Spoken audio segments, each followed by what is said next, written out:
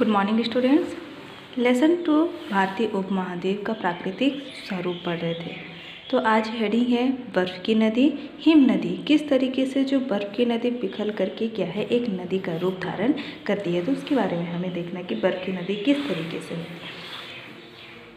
अत्यधिक ठंड प्रदेश अथवा ऊंचे पहाड़ों पर पानी के बजाय हिम की वर्षा हिमपात होती है। अत्यधिक ठंड वाले जहाँ पे ठंड बहुत अधिक होती है, ऐसे प्रदेशों पर क्या है ऊंचे ऊंचे पहाड़ों पर पानी की बजाय क्या होता है वहाँ पे, जैसे हम अपने क्षेत्रों में देखते हैं कि वो पानी वर्षा होती है, लेकिन जो ठंडा प्रदेश हैं उन जगहों पर क्या होती है कि वहाँ पे हिम की वर्षा होती है, जिसको क्या कहते हैं हिमपात कहते हैं। इस वर्षा में हिम धुनी हुई रुई की तरह गिरती है। तो ये जो हिम गिरती है वो क्या है रुई की तरह फुरभुरी टाइप सी होती है, जो कि ऊपर से गिरती है, किंतु ज़मीन पर गिरने के बाद दबाव के कारण सघन हो जाता है। मतलब वो जो बार बार मतलब वो लगातार गिरने की वजह से वो दबाव पा करके वो कैसी होती है सघन हो जाती है, अधिक हो जाती है, और इसका कुछ अंश ठोस बर्फ का रूप ले लेता है। इसका जो कुछ अंश जो बचा हुआ होता है वो दबाव के कारण सघन होने की वजह से जो क्या होता है वो कठोर बर्फ का रूप ले लेता है। हिम क्षेत्र से वर्षा नीचे की ओर ढाल के सहारे खिसकता रहता है। तो इस तरीके से क्या होती है जो हिम क्षेत्र हिम वाले जो जगह है वहाँ पर क्या होती है कि बर्फ़ के नीचे की ओर ढाल हो के सहारे वो मतलब ढलान होने की वजह से वो क्या होती है खिसकती हुई आगे बढ़ती जाती है, खिसकते रहती हैं। इस खिसकते हुए बर्फ़ को हिम नदियाँ क्या कहते हैं ग्लेशियर कहते हैं। जिस तरीके के यहाँ बताया गया कि जो हिम क्षेत्र में बर्फ़ का जो खिसकना हो या फिर जो ढाल के सहारे खिसकती जाती है, जिसे किस नाम से जाना जाता है बर्फ़ को हिम नदियाँ ग्लेशियर कहते हैं। यहाँ जैसे कि यहाँ पे चित्र में दिखाया गया 2.4 में आप देख सकते हैं हिम नदी किस तरीके से जो पर्वत है वो ढलानी क्षेत्रों में किस तरीके से बर्फ़ है वो बिछी हुई है। अब आगे देखते हैं नदियों की तरह हिमनद भी घाटियों से होकर बहती है। तो जो हिम नद है वो क्या है नदियों जो बनती हैं वो क्या है घाटियों से होकर के बहती हैं। अर्थात हिमनद बर्फ़ की नदी है जिसका स्रोत क्या है हिम क्षेत्र है। जो हिमनद है वो बर्फ़ की नदी है क्योंकि बर्फ़ के द्वारा बहती मतलब बर्फ़ है इसलिए, और वो क्या है एक ढलान की वजह से नदी का रूप धारण कर लेती है। तो जिसका जो स्रोत होता है इसका क्या होता है हिम क्षेत्र है, जहाँ पे क्या होती है बर्फ़ गिरती है। हिमालय में अनेक हिमनद हैं जिनके सहारे बड़ा गंगोत्री है इसकी लंबाई 32 किलोमीटर है। खुम्बू हिमनद नेपाल के एवरेस्ट क्षेत्र में है। यह पर्वत की चढ़ाई का सबसे लोकप्रिय मार्ग है। वायुमंडल के बढ़ते तापमान के कारण हिमनदों के बर्फ पिघलने लगे हैं और उनकी लंबाई कम होती जा रही है। जो जिसमें से कहा गया है कि जो गंगोत्री है वो सबसे बड़ी क्या है हिमनद है वो सबसे बड़ी क्या है गंगोत्री है, जिसकी लंबाई 32 किलोमीटर है। और साथ ही साथ ये भी है कि जो खुम्बू और हिम नदी नेपाल के कौन से क्षेत्र पर एवरेस्ट क्षेत्र पर आते हैं, जिसकी जो चढ़ाई होती है वो या फिर उसमें जो मार्ग बने हैं वो काफ़ी लोकप्रिय है। या मतलब काफ़ी लोग उसमें मतलब वहाँ जाना या सफ़र करना उनके लिए बहुत ही अच्छा लगता है। अब आगे देखते हैं वायुमंडल के बढ़ते तापमान के कारण जब वायुमंडल का जो तापमान बढ़ती रहती है तो क्या है हिम नदियों के बर्फ़ क्या होने लगते हैं पिघलने लगते हैं। मतलब तापमान जब बढ़ जाता है तो बर्फ़ स्वाभाविक सी बात है कि वो पिघलने लगेंगे और उनकी जो लंबाई है वो कैसी होती जाती है कम होती जाती है। अब आगे देखते हैं कश्मीर घाटी। समुद्र तट से 1850 मीटर की ऊंचाई पर पर्वतों से घिरी है कश्मीर घाटी, जिसे झेलम घाटी भी कहते हैं। लगभग 135 किलोमीटर लंबी और 32 किलोमीटर चौड़ी इस पर्वत मध्य मैदान का निर्माण झेलम नदी के द्वारा हुआ है। ये क्या है समुद्र तल से कहा है, समुद्र तल से 850 मीटर की ऊंचाई पर, किस पर, पर्वतों पर घिरी हुई है। कौन सी, कश्मीर घाटी, जिसे क्या है, झेलम घाटी भी कहते हैं। लगभग 135 किलोमीटर लंबी है और 32 किलोमीटर कैसी है, ये चौड़ी है। तथा जो पर्वत मध्य मैदान है, जो पर्वत के मध्य जो मैदान है, उसका निर्माण क्या है, झेलम नदी के द्वारा ही हुआ है। उन नदियों के द्वारा बिछने की वजह से या बालुओं के बिछने की वजह से वो मैदान का रूप धारण कर ली हैं। लेकिन यह भी आश्चर्य की बात है कि पर्वतों के मध्य इतने बड़े मैदानी क्षेत्र का निर्माण कैसा हुआ। मतलब ये बड़ी आश्चर्य वाली बात है कि किस तरीके से जो पर्वत के मध्य एक मैदानी भाग का निर्माण कैसे हो गया। तो वैज्ञानिकों के अनुसार यह कभी एक झील थी। जो मैदान का निर्माण हुआ है या मैदानी क्षेत्र है, वो पहले क्या थी, झील थी।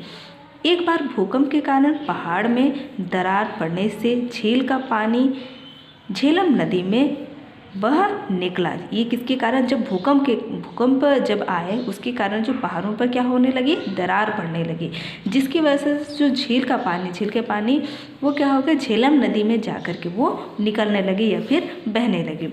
उस प्राचीन झील का अवशेष आज भी डल झील के रूप में मौजूद है। जो उसमें जो कौन से झील का जो पानी है वो क्या है, झेलम नदी में बह गया। और साथ ही आज प्राचीन झील का जो अवशेष है, उस झील में रहने वाले जो भी थे वो क्या है, डल झील में के रूप में आज मौजूद है। जम्मू और कश्मीर की राजधानी श्रीनगर इसी घाटी में झील नदी के किनारे बसी है। जो जम्मू कश्मीर की जो राजधानी कौन सी है, श्रीनगर है, जो कि डल झील के किनारे ये बसी हुई है। अब आगे देखते हैं, अपने प्राकृतिक सौंदर्य के लिए विश्वविख्यात कश्मीर अंतर्राष्ट्रीय सैलानियों का एक प्रमुख केंद्र है। जो प्राकृतिक सौंदर्य मतलब प्रकृति की खूबसूरती के लिए विश्वविख्यात, मतलब विश्व के अनेक देश के लोग यहाँ इस खूबसूरती को या प्राकृतिक जो खूबसूरती है उसे देखने के लिए दूर दूर के लोग यहाँ घूमने फिरने आते हैं। उन लोगों का एक क्या बन गया है, केंद्र बन गया है। भारत आने वाले अंतर्राष्ट्रीय पर्यटकों भी भारी संख्या कश्मीर देखने के लिए आती है। तो भारत आने वाले जो अंतर्राष्ट्रीय जो पर्यटकों की जो संख्या है उसे भारी संख्या जो कश्मीर देखने के लिए यहाँ पे आते हैं, उस खूबसूरती को, प्राकृतिक खूबसूरती को देखने के लिए। डल झील में तैरते नाव के घर, जिन्हें हाउस बोट कहते हैं, जो नाव में यहाँ पे चित्रों में दिखाया गया जिस तरीके से डल झील में तैरते हाउस बोट, जिसमें नावों के ऊपर घर बने हुए हैं, विशेष आकर्षण है। मतलब देखने में बड़ा ही कैसा लगता है, लुभावना लगता है। और यहाँ के लोगों की आजीविका का प्रमुख स्रोत है। जो ये हाउस बोट हम यहाँ पढ़ रहे हैं वो क्या है, वहाँ के लोगों का क्या है, जीविका, उनके जीवन का एक स्रोत है, एक माध्यम है जिससे वो अपने जीवन का गुजर बसर कर रहे हैं। कृषि के अलावा यहाँ कई प्रकार के उद्योग हैं, जैसे कालीन उद्योग, अखरोट की लकड़ी के फर्नीचर, बुनाई, कश्मीरी पश्मीना, साल, केसर आदि। तो इन कृषि के अलावा यहाँ पे और ऐसे भी उद्योग हैं जिसमें लोग अपने कालीन उद्योग हो गया, अखरोट की लकड़ी के फर्नीचर बनाना, बुनाई, इस तरीके से वहाँ पे लोगों के उद्योगों के जो कहना चाहिए उनका व्यापार है, व्यवसाय है, तो इस तरीके से वो अपना उद्योग करते हैं। आगे देखते हैं करेवा। कश्मीर घाटी ऊंची पहाड़ियों से घिरा है। इसका धरातल तरीनुमा है, जैसा कि हम चित्र 2.5 में देख सकते हैं। हजारों साल पहले यहाँ बहुत बड़ी झील थी, जिसमें चारों तरफ की पहाड़ियों में कई नदी नालों का पानी बहकर आता था। ये नदी नाले अपने साथ लाए अवसाद, मिट्टी, गाद, क्ले आदि को कई सालों तक झील में जमा करते रहे हैं। जो कश्मीर घाटी की जो खासियत बताई, जो क्या है, पहाड़ियों से कैसा है, घिरा हुआ है। और ये कहना जो जैसे कि आप लोग यहाँ 2.5 में देख सकते हैं कि स्थिति किस तरीके से वहाँ के कश्मीर झील है, वहाँ का व्यवसाय कैसे है, उसको दिखाया गया। तो ये पहाड़ियों के जो नदी नाले हैं वह पानी आकर के इकट्ठा हो जाता है। अब आगे देखते हैं, पृथ्वी की आंतरिक प्रक्रिया के कारण पीर पंजाल श्रेणी ऊपर उठने लगे, जिससे झील का पानी बहकर बाहर निकल गया और इस पहाड़ी कगारों पर सीढ़ीनुमा खेती बने, जो खेती के लिए काफ़ी उन्नत है। जो पृथ्वी की आंतरिक प्रक्रिया के पृथ्वी के अंदर जो आंतरिक जो क्रिया हो रही है, उसके कारण क्या हो गया, जो पेड़ पंजाल जो श्रेणी है वो क्या होने लग रही है, ऊपर उठने लगी है, जिससे क्या हो रहा है, जो झील का जो पानी है वो क्या है, बह करके बाहर निकल जा रहा है, जिससे पहाड़ियों पर क्या है, सीढ़ी नुमा जिस तरीके से सीढ़ी जो बनी होती है उसी तरीके से वो कतारों पर सीढ़ी नुमा खेती बन रही है, जिससे लोगों को क्या है, खेती के लिए काफ़ी उन्नत है। इसे करेवा कहते हैं। यहाँ की क्षेत्रीय भाषा में इसे वुद्रा भी कहते हैं। इस सीढ़ीदार भूमि पर बेशकीमत केसर या जाफरन की खेती होती है। केसर के फूल से वर्तिकाग्र को अलग किया जाता है तथा इसका उपयोग कई औषधियों के लिए तथा जायकेदार खाना बनाने के लिए मसाले के रूप में करते हैं। कश्मीरी केसर दुनिया भर में मशहूर है। जो हम लोग यहाँ जो कश्मीर की खासियत के बारे में पढ़ रहे हैं, तो जिस तरीके से हमने ऊपर में देखा कि किस तरीके से जो पीर पंजाल है वो क्या है, श्रेणी है वो क्या है, वहाँ के पानी है वो क्या है, बह करके नीचे उतर जा रहे हैं, तो जिससे वो क्या हो जा रही है कि वहाँ पे जो खेती है वो काफ़ी उन्नत हो जा रही है। तो जिसमें सीढ़ीदार भूमि पर वो काफ़ी अच्छी कीमत पर मतलब केसर जाफरन जैसी खेती करते हैं और इससे वो लोगों को कई तरह की औषधि और जिस तरीके से केसर का इस्तेमाल खाने के लिए या मसालेदार चीज़ों में इसका इस्तेमाल किया जाता है। और आप सभी जानते हैं कि केसर का इस्तेमाल बहुत ही कहना चाहिए दुनिया भर में काफ़ी मशहूर है। अब आगे देखते हैं लद्दाख, शीत मरुस्थल का एक गांव। किस तरीके से देखते हैं, जम्मू और कश्मीर राज्य के पूर्वी भाग में एक शीत मरुस्थल क्या है, लद्दाख स्थित है। किसके, जम्मू और कश्मीर राज्य के पूर्वी भागों पर, पूर्वी क्षेत्रों पर एक शीत मरुस्थल है लद्दाख। यह थार की तरह गर्म मरुस्थल नहीं है। जैसे तरीके से जो थार का मरुस्थल है वहाँ तापमान कैसी होती है, बहुत ही गर्म होती है, लेकिन ये थार मरुस्थल की तरह गर्म नहीं है कहा गया है, क्योंकि ये कैसी है, शीत मरुस्थल है। मतलब पूरे शीत ठंड वहाँ काफ़ी अधिक होती है, बल्कि शुष्क और कैसी होती है, ठंडा है। जो वहाँ का जो वातावरण है वो कैसा है, शुष्क है और ठंडा है।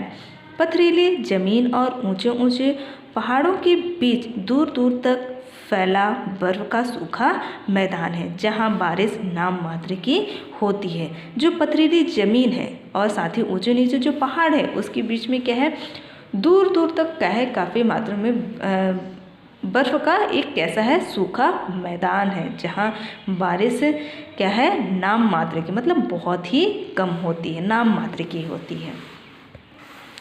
आइए लद्दाख निवासी कीम के गांव के बारे में जानें। कीम का गांव फे है, जहां जास्कर घाटी में पेंजिला नदी के किनारे पहाड़ी ढाल पर 80 घरों का गांव है। इस गांव में उपजाऊ भूमि पर ही पत्थरगारे और ईंट से बने छोटे छोटे घर मौजूद हैं। इन घरों को खंगपा के नाम से जाना जाता है।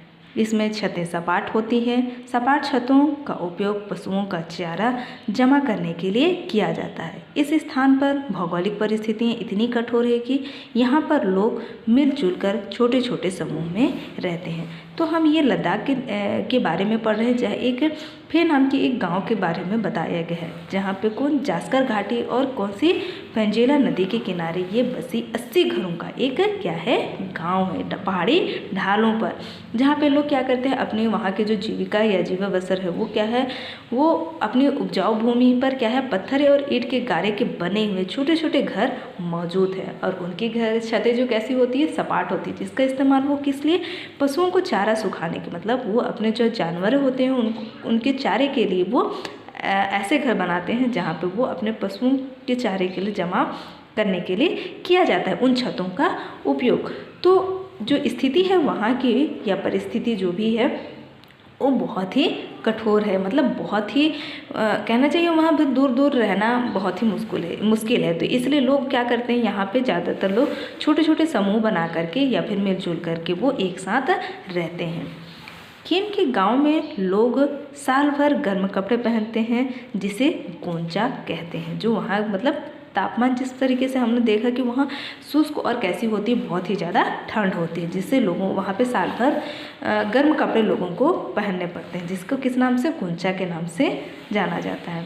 यह केवल जलवायु ही शुष्क नहीं है बल्कि गाँव में पानी की भी कमी है। जो वहाँ की जो जलवायु जो है वो केवल शुष्क नहीं है बल्कि क्या है, साथ ही साथ वहाँ पे पीने के पानी की भी कमी है। क्या आप कभी बर्फ़ की जमी हुई नदी पर चले हैं? सर्दी के महीने में गांव के पास पेंजिला नदी जम जाती है और लोग उस पर चलते हैं। नदी के जम जाने के से एक गांव से दूसरे गांव तक जाने का छोटा रास्ता बन जाता है। तो इस तरीके से जो नदी है, पेंजिला नदी, वो बर्फ़ की वजह से कैसी हो जाती है, वो सड़ जाती है या फिर नदियाँ जम जाती है, जिससे गांव के लोग एक गांव से दूसरे गांव जाने के लिए क्या है, एक छोटा रास्ता उनके लिए तैयार हो जाता है। यहाँ के जीवन की परिस्थितियाँ छत्तीसगढ़ से बिल्कुल ही भिन्न है। जो उनका जीवन है वो हमारे छत्तीसगढ़ की परिस्थितियाँ या स्थितियाँ हैं उससे काफ़ी ही भिन्न है। खेती होती है पर खेत छोटे छोटे होते हैं क्योंकि ज़मीन पथरीली और समतल भी नहीं है। जो वहाँ की जो खेती होती है वो क्या है, बहुत ही छोटे छोटे खेत होते हैं। वहाँ छोटी छोटी खेत, बहुत बड़े बड़े खेत नहीं बनाए जाते बल्कि छोटे छोटे, क्योंकि ज़मीन जो होती है वो कैसी होती है, पथरीली होती है, मतलब बहुत पत्थर होते हैं और भूमि है वो समतल नहीं होती है। ज़्यादातर लोग मटर, गोभी, आलू, गेहूँ या बाजरा उगाते हैं जो अधिकांशतः घर में उपयोग होता है, बाजार में नहीं बेचा जाता।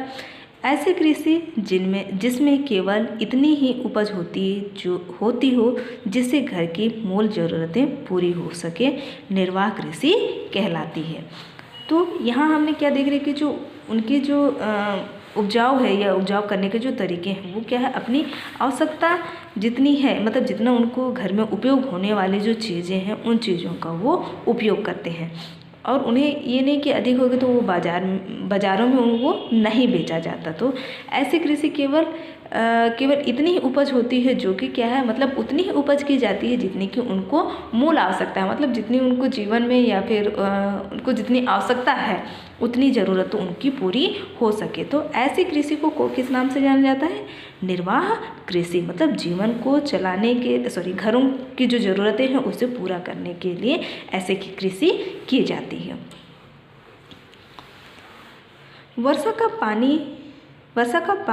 वर्षा तथा पानी की कमी और जलवायु तथा मिट्टी की कठोरता के कारण यहाँ साल भर खेती नहीं होती है। जो वहाँ की जो लद्दाख की जो जलवायु है या पर्यावरण है वो क्या है, वहाँ एक तो पानी की समस्या है क्योंकि ठंड बहुत अधिक होती है, तो पानी स्वभाव से वो क्या हो जाएगी, बहुत ठंड की वजह से वो भी बर्फ़ बन जाती है। तो इसलिए क्या होती है, पानी की समस्या उत्पन्न होती है। जलवायु तथा मिट्टी की कठोरता के कारण साल भर खेती नहीं हो पाती, मतलब साल भर वो खेती नहीं कर सकते। खेती केवल गर्मियों में मई के अंत से अक्टूबर की शुरुआत तक होती है। जो इनकी जो खेती होती है या खेती करने का जो इनका समय होता है वो गर्मियों के मई महीने के अंत से अक्टूबर तक ही शुरुआत तक होती है। गर्मियों में हिम नदी से पिघलकर बहते पानी को नालियों के द्वारा खेतों तक पहुंचाकर सिंचाई की जाती है। जब गर्मी के दिनों में जब क्या है, तापमान कैसा होता है, बढ़ जाता है, जो बर्फ़ क्या होगी वो पिघलने लगे तो हिमनद जो बन जाती है, हिम नदी जो होती है वो पिघलकर क्या होने लगती है, बहने लगती है। जब वो तो फिर उन पानी को वो अपने खेतों में उसे सिंचाई के लिए इस्तेमाल करते हैं। सर्दियों में 1 किलोमीटर दूर सोते चश्मे से पानी लाया जाता है। कभी कभी तो बर्फ़ को पिघलाकर भी उपयोग में लेते हैं। तो उस समय जो सर्दियों में क्या है, लोग अपनी आवश्यकताओं की पूर्ति के लिए या फिर जब उन्हें आवश्यकता होती है तो उन बर्फ़ों को वो पिघला करके अपने इस्तेमाल के लिए करते हैं। लोगों के पास जानवर भी है। प्रमुख जानवर याक, ढीमो, जोमो, घोड़े, गधे तथा भेड़ बकरियां हैं। जो और जोमो गाय या याक के मिश्रित रूप है। डेमो याक का मादा रूप है। याक तथा जो का उपयोग खेत जोतने के लिए किया जाता है, वहीं डेमो जोमो भेड़ बकरियों से दूध निकालकर पनीर और मक्खन बनाया जाता है। तो यहाँ जो उनका जो क्या है, जानवरों को पाल करके वो अपनी ज़रूरतें हैं या जो आवश्यकता है उनको वो अपना इस्तेमाल करते हैं। गर्मियों में कुछ परिवार गाय की भेड़ बकरियों को लेकर ऊंचे चारागाहों में चले जाते हैं। जब गर्मियों के जब बर्फ़ पिघल जाती है, जब कहना चाहिए नदी हिमनद का रूप ले लेती है, उसके बाद परिवार के में जो गांव के लोग हैं वो क्या करते हैं, भेड़ बकरियों को लेकर के ऊंचे जहाँ पे उन्हें घास अच्छी मिल सके वहाँ पे अपने जानवरों को ले जाते हैं चराने के लिए। सर्दियों में ऊंचाई पर ठंड बढ़ जाती है। जब सर्दियाँ होती है उस समय क्या है, ऊंचाई पर जैसे जैसे ऊंचाई पर बढ़ते जाते हैं तो तापमान कैसा होता है, कम हो जाता है। तो फिर सर्दियों में जब ऊंचाई पर ठंड क्या हो जाती है, बढ़ जाती है, तो पुनः क्या करते हैं, वापस अपने घरों की ओर लौट आते हैं। जानवरों के साथ मौसमी परिवर्तन के अनुसार होने वाले इस तरह के प्रवास को मौसमी प्रवास कहा जाता है। तो इस तरीके से जब यहाँ पे हमने दो परिस्थितियों को देखा कि गर्मी की स्थिति में वो मैदानी भागों में और मतलब अपने जानवरों को वो ऊंचाई की ओर चले जाते हैं, मतलब ऊंचे जगहों पर चारागाह के ले जाते हैं, और ठंड के दिनों में क्या करते हैं, वो वापस पुनः जहाँ वो रहते हैं उन जगहों पर वो वापस आ जाती हैं। तो इस तरीके से क्या होना हुआ कि जानवरों के साथ जो मौसम के अनुसार होने वाले इस प्रवास को, मतलब उनका जो रहने का क्षेत्र वो क्या हुआ, अदला बदली हुआ, तो उसको मौसमी प्रवास कहा जाता है। सर्दियों में जब कुछ खेती नहीं होती तब भेड़ बकरियों की ऊन से महिलाएं वस्त्र बनाती हैं। तो जब सर्दियों में उनके पास खेती करने, क्योंकि बर्फ़ तो ज़्यादा गिरती है तो वो जो भूमि रहती है उस पर बर्फ़ पड़ जाते हैं, जिससे वो कुछ कर नहीं सकते। तो इस स्थिति में वो क्या करते हैं, भेड़ बकरियों की ऊन से क्या है, महिलाएं वस्त्र बनाती हैं।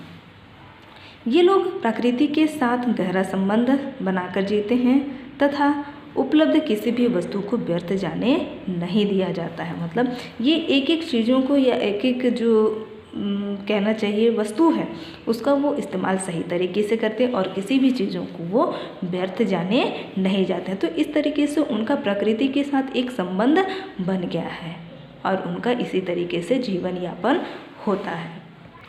अब आगे देखेंगे उत्तराखंड एक पहाड़ी गांव। उत्तराखंड के उत्तरकाशी जिले में गंगोत्री की ओर जाने वाले रास्ते में 2500 मीटर की ऊंचाई पर एक गांव है वर्सू।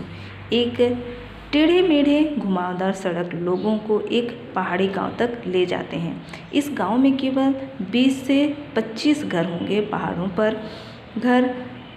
घर छोटा ही होता है। पहाड़ी इलाकों में समतल भूमि की कमी होने के कारण घर ढलानों पर बनाए जाते हैं। जो उत्तराखंड होता है वो क्या है, कैसा है, वहाँ की जो क्षेत्र कहना चाहिए वहाँ समतल भूमि नहीं मिलती, जो क्या है ऊबड़ खाबड़ होने की वजह से लोग क्या है ढलानी क्षेत्रों पर ही अपने या ढलानी भागों जो होती हैं उन्हीं पर ही अपने घर बनाए जाते हैं। अधिकतर घर लकड़ी और मिट्टी से बने होते, छतें ढलुआ होती हैं ताकि बारिश का पानी या बर्फ़ ज़्यादा समय तक जमा न रहे। स्लेटों की खपरें पत्थर की पटाल भी होती है। कुछ घरों की छत सपाट होती है ताकि सर्दियों में मक्का सुखाने तथा जानवरों का चारा रखने के लिए उपयोग में लाया जाता है। तो इस तरीके से जो उत्तराखंड में है वहाँ के जो कहना चाहिए जीवन जो उनका है वो कैसा होता है, वो क्या है ढलवा मतलब अपनी जो आवश्यकता है ज़रूरतों को वहाँ की परिस्थिति के अनुसार उन्होंने भी ढाल लिया है। तो ज़्यादातर वहाँ क्या होती है, बारिश उनकी जो छतें होती है वो कैसे होती है, ढलवा होती है ताकि पानी नीचे गिर सके। और उन जो छप्पर होती हैं उनकी या स्लेटें होती खपरें होती हैं वो घरों की छत कैसी होती है, सपाट होती है ताकि उसमें वो अपनी चीज़ों को सुखाने या फिर जानवरों को चारा रखने के लिए इस्तेमाल किया जाता है।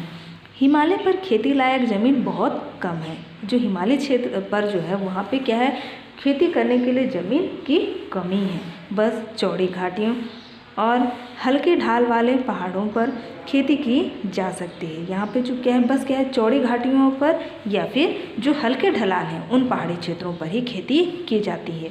जहाँ जहाँ ऐसे ज़मीन मिलते हैं वहाँ लोगों की बसाहट है। इस कारण हिमालय में दूर दूर और छोटी छोटी बस्तियां पाई जाती हैं, क्योंकि ढलान अधिक होती है तो बसाहट क्या है, दूर दूर भी बनी होती है और दूर दूर ही छोटी छोटी इनकी बस्तियां बनी होती है। खेतीहर भूमि की कमी के कारण पहाड़ों पर आबादी कम और कैसी है, बिखरी हुई है। जो खेती करने के लिए क्या है, भूमि की कमी है, जिसके कारण जो वहाँ के लोग हैं या आबादी है वो कैसी है, कम है और साथ ही बिखरी हुई मतलब फैली हुई है। मिट्टी पथरीली और जलवायु शीतोष्ण है। सर्दियों के महीनों में एक बार बर्फ़ जरूर गिरती है। जब सर्दियाँ आती है उस समय क्या है, हमें एक बार बर्फ़ वहाँ जरूर गिरती है। वर्षा कैसी है, सामान्य होती है। बारिश के पानी से मिट्टी का कटाव बहुत ज़्यादा होता है, क्योंकि यहाँ का जो क्षेत्र हमने कैसे देखा, ढाल है, तो जिसकी वजह से जो पानी का कटाव है वो बहुत ज़्यादा होता है। सीढ़ीनुमा खेती की मदद से मिट्टी का कटाव रोका जाता है। जिस तरीके से यहाँ पे चित्र में दिखाया गया किस तरीके से सीढ़ीनुमा खेती जो पहाड़ी ढलानों को काट करके बनाई है, जिसकी मदद से वो मिट्टी के कटाव को रोका जाता है और वहाँ पे इसी तरीके से खेती की जाती है। अब आगे देखते हैं, हिमालय के लोग सीढ़ीनुमा खेतों में चावल, मक्का, सब्जियां और फल उगाते हैं। तो हिमालय के जो लोग हैं वो सीढ़ीनुमा खेती, इन पर क्या है, चावल, मक्का और सब्जियां उगाई जाती हैं। पहाड़ी क्षेत्रों में अनाज की पैदावार ज़्यादा नहीं होती, पर आपको जानकर आश्चर्य होगा कि इन खेतों में सब्जियां बहुत होती है। आपने पहाड़ी आलू और शिमला मिर्च के बारे में तो सुना ही होगा। तो यहाँ जो इंटरेस्टिंग बात ये है कि जो पहाड़ी क्षेत्र में यहाँ पे पैदावार तो ज़्यादा नहीं होती, लेकिन जो इन जगहों पर जो खेतों में सब्जियां बहुत होती है, ये कहा गया है कि साथ ही और ये जो पहाड़ी आलू और जो शिमला मिर्च है वो उसके बारे में हम सभी कोई जानते हैं, जो कि बहुत ही प्रचलित है। इस तरह सेब, आलू बुखारा, खुबानी, नाशपाती और चेरी जैसे फलों और सब्जियों की खेती पहाड़ों की ढलानों पर होती है। तो इस तरीके से जो वहाँ की जो खेती है वो पहाड़ी ढलानों पर ही की जाती है। जैसे कि यहाँ पे सेब, आलू बुखारा, खुबानी, नाशपाती इस तरह की खेती की जाती है, फलों और सब्जियाँ उगाई जाती है। इन फलों को बड़े पैमानों पर बागानों में लगाया जाता है। मतलब जो फल हैं उन्हें बड़े बड़े क्षेत्रों पर, बागानों पर लगाया जाता है, मतलब बड़े बड़े भूभाग पर, और उन्हें दूर दूर के बाज़ारों में बेचा जाता है। बहुत दूर दूर तक इन सब्जियां जो हमने यहाँ पढ़ा उन्हें दूर दूर के बाज़ारों में बेचा जाता है। यहाँ अधिकांश सदाबहार वन है। जो सदाबहार मतलब हमेशा हरे भरे रहते हैं, जिनके पत्ते एक साथ कैसे होते हैं, नहीं झड़ते। इन पेड़ों की पत्तियों का उपयोग जानवरों के चारे के रूप में होता है और लकड़ी ईंधन के रूप में उपयोग में लाई जाती है। या तो ये जो कि यहाँ क्या है, वन तो हमेशा सदाबहार रहते हैं, पत्ते एक साथ नहीं झड़ते हैं, जिससे क्या है, हमेशा हरियाली बनी रहती है, जिसकी वजह से वो इन पत्तियों का उपयोग किसके लिए, जानवरों के लिए करते हैं और अपने ईंधन का भी उपयोग इन्हीं लकड़ियों से किया जाता है। भोजन खेतों से प्राप्त उपज से पूरा हो जाता है। जो भोजन खेती से प्राप्त, मतलब खेतों से जो उपज की जाती है उसी से प्राप्त उपज से ही वो अपना भोजन, अपने जीवन का जो भी ज़रूरत है उसको वो पूरा करते हैं। आय के लिए लोग क्या करते हैं, मजदूरी की जाती है, मतलब आय प्राप्त करने के लिए उन्हें मजदूरी जैसे कार्य करना पड़ते हैं तथा जड़ी बूटी इकट्ठी करके बेचते हैं। आय के स्रोत के अभाव में युवा शहर में स्थित कारखाने की तरह प्रवास करने लगे हैं। औरतें घरों के काम के साथ साथ खेतों में भी काम करती हैं। तो वहाँ के लोगों का जो जीवन बसर, जो लोग हैं, कुछ लोग कहना चाहिए जड़ी बूटी इकट्ठा करने, कुछ मजदूरी और साथ ही आय के स्रोत के लिए जो युवा वर्ग के लोग हैं वो शहरों की ओर क्या कर रहे हैं, पलायन कर रहे हैं, कारखानों की ओर की तरफ वो प्रवास कर रहे हैं, उस तरफ वो बढ़ रहे हैं। और महिलाएं जो हैं वो घरों में ही रह कर के घर के काम कर रही हैं और साथ ही साथ वो खेतों पर भी काम करती हैं। तो स्टूडेंट्स, आज के लिए इस लेसन से यहीं तक। आप लोगों के लिए होमवर्क है, क्वेश्चन नंबर 1, पहाड़ों पर आबादी कम और बिखरी हुई है, इस वाक्य का क्या अर्थ है, समझाकर लिखिए। क्वेश्चन नंबर 2, पहाड़ी ढलानों पर क्या क्या उगाया जाता है। क्वेश्चन नंबर 3, हिमालय में सड़कों के बनने के कारण वहाँ की खेती और पर्यावरण में क्या बदलाव आए हैं। ये 3 क्वेश्चन दिए जा रहे हैं आप लोगों के लिए। आज के लिए यहीं तक। Thank you students.